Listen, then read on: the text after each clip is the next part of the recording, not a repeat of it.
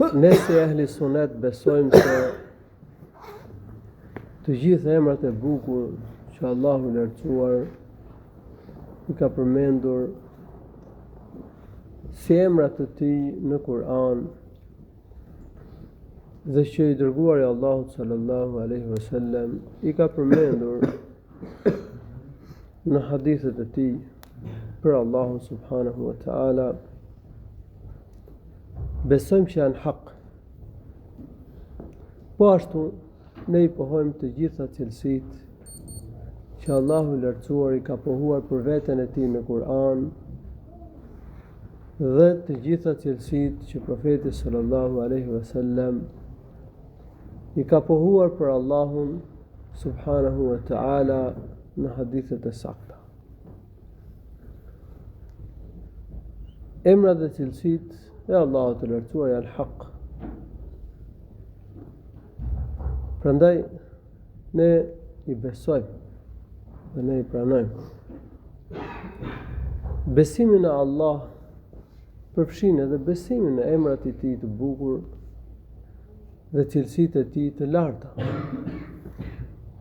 Të besosh Allahun një të vetëm do të thotë të besosh se ajo Zoti i vetëm, krijuesi i vetëm, sunduesi i vetëm.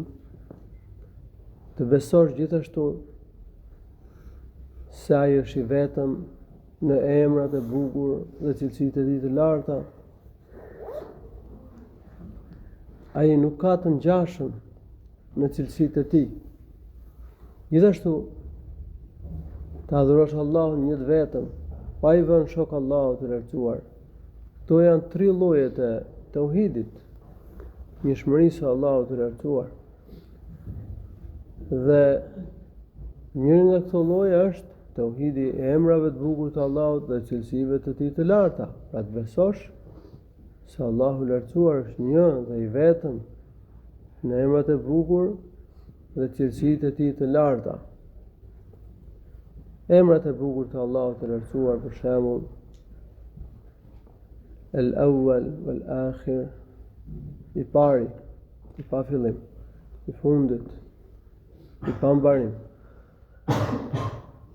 Allahu s'ka fillim, s'ka mbarim. El-Hayyu el-Qayyum, i gjallë, i përjetshëm, mbikëqyrësi i gjithësisë, mbajtës i gjithçkaje. El-Alim, i gjithdijshmi. El-Qadir, i gjithfuqishmi. Es-Sami', dëgjuesi. El-Basir, shikuesi.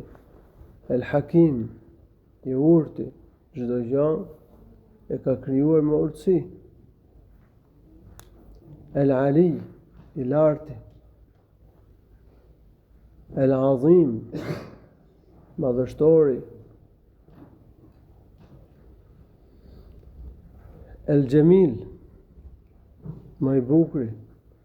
El-Barr, bamirësi. Ar-Rahman, i gjithëmëshirshmi. Ar-Rahim, mëshiruesi. Disa cilësi të Allahut të lartësuar që ta kuptojmë këtë temë. Dëshira, vullneti. Allahu i lartësuar vepron me vullnetin e tij, me dëshirën e tij. Edhe kjo llojshmëri krijesash, ka lloj krijesash, ka lloj gjërash, tregon dëshirën, vullnetin e Allahut. Allahu me dëshirën e tij ka paracaktuar.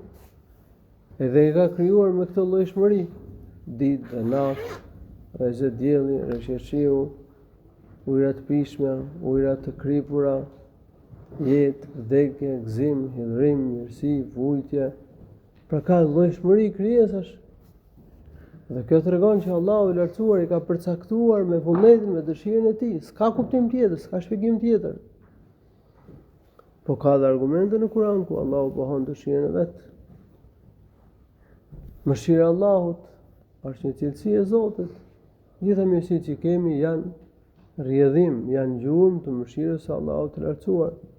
Drejtësia, Allahu është i drejtë, dhe ai ka urdhëruar, edhe ai ka shpallur fe drejt, ka zbritur legjislacion të drejt, dhe Allahu i lartësuar gjykon me drejtësi, ai nuk bën as pak pa drejtësi, dhe ka kërkuar nga njerëzit që të vendosin drejtësinë, ka urdhëruar për drejtësi.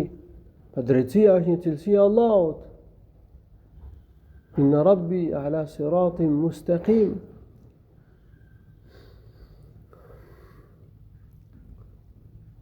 Kënaqësia dhe zemrimi janë cilësitë e Allahut. Allahu kënaqet me robët e tij të mirë, zemrohet me njerëzit e këqij, dhe ata që fitojnë kënaqësinë e Allahut do shkojnë në xhenet. Ata që marrin zemrimin e Allahut do shkojnë në zjarrin e xhehenemit. Kënaqësia dhe zemrimi pra janë cilësitë e Allahut. Po ka grupe që i mohojnë cilësitë e Allahut, për shembull e mohojnë mëshirën e Zotit, me rahmetin. Nuk themi që Zoti ka rahmet. Pse? Po thush ka rahmet e ke krahasuar me krijesat, se dhe njeriu ka rahmet. Shiko sa larg kanë shkuar në mohimin e cilësive të Zotit. Të tillë janë kelamistët, edhe e sharit për shembull. Dhe e sharit e mohojnë rahmetin e Zotit. Mohojnë dëshirën. Edhe gjitha veprimet e Zotit janë dëshirë e Zotit. Pohojnë fuqinë edhe dëshirën e Zotit. Edhe ca cilësi tjera, por rahmetin, mëshirën nuk e pranoj. Në kohë që sa vende ka përmendur Allahu mëshirën librin e tij. Allahu është i gjithë mëshirshëm, Rahman, Ar-Rahim, mëshiruesi. Wa rahmeti thot wasi'at kulli shay. Mëshira ime ka përfshirë gjithçka. Çdo gjë është, domthonë gjitha mirësitë janë rrjedhimi i mëshirës së Allahut. Deri ku shkoi ka shku mendja e atij muslimanit devijuar. Ka mohuar dhe mëshirën e Zotit, rahmetin e Allahut. Këto janë grupet e humbura, këto janë sektet. Allahu na ruaj nga devijimi. Mëshira e Allahut nuk është ngjashme me mëshirën e robit, kjo është. Edhe një njeri që s'ka mësuar fe e di këto. Se Allahu ka përfshirë gjithçka në mëshirën e vet. Kurse mëshira e robit është rrjedhimi i mëshirës së Allahut dhe mëshirën që kemi ne na e ka dhënë Zoti. Kështu që mëshira që ka robi duhet njeriu me mend e çon përfundimin që unë që kam mëshirë, patjetër që ai që është lart mbi të gjithë ka mëshirë më shumë. Kjo logjike. Që këta që u ndikuan nga filozofia greke janë rrugën e shejtanit. Dhe devijime janë të hapura mes muslimanëve. Akoma ka njerëz që i mbrojnë. Edhe hajt flasësh me ta.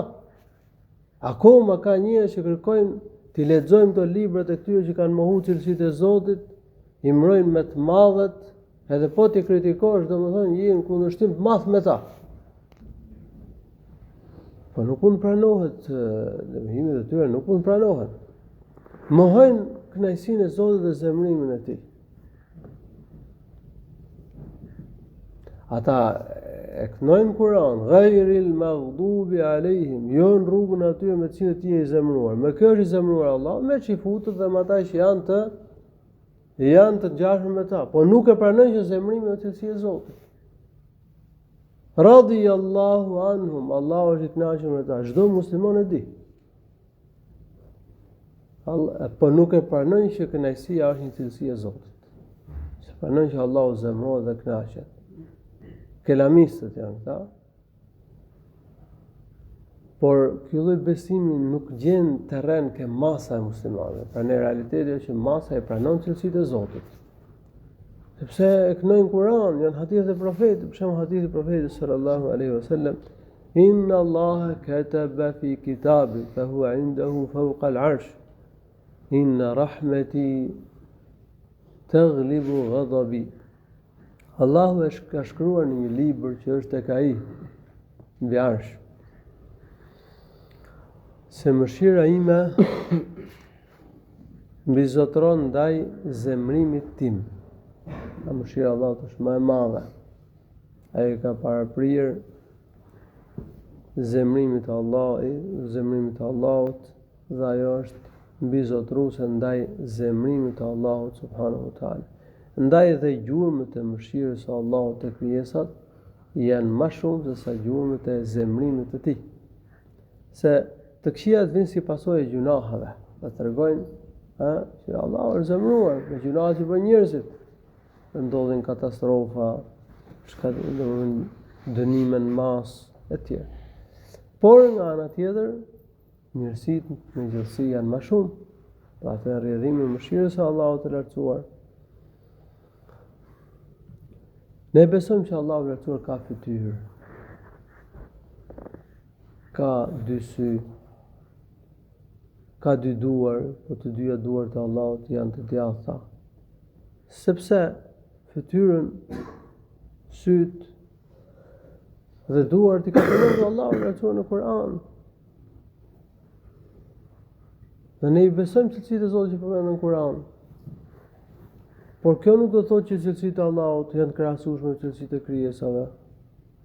Sepse Allahu thotë në Kur'an: "Walam yakul lahu kufuwan ahad." Askush nuk është i barabartë me të. Laysa kamithlihi shay. Asgjë nuk është si ai. Ne i pranojmë cilësitë, por pa i krahasuar ato me krijesat. Allahu ka nderuar njeriu, ka krijuar me dy duart e veta. Ka thënë: "Lima khalaqtu bi yadayya."